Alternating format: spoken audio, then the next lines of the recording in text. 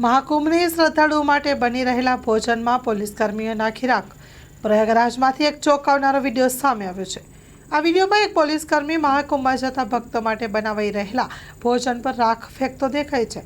Social media પર આ video ઝડપથી વાયરલ થઈ રહ્યો છે।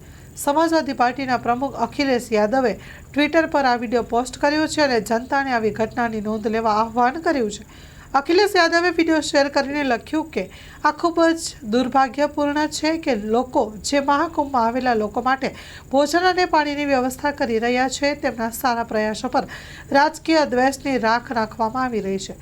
જનતા આ ઘટનાની નોંધ લે। નોંધનીય છે કે આ વિડીયો પ્રયાગરાજના સૌરાવ વિસ્તારનો છે। વિડીયોમાં દેખાઈ રહ્યું છે કે રસ્તા પર 3 મોટા વાસણોમાં મહાકુંભમાં આવેલા શ્રદ્ધાળુઓ માટે જમવાનું બનાવવામાં આવી રહ્યું છે।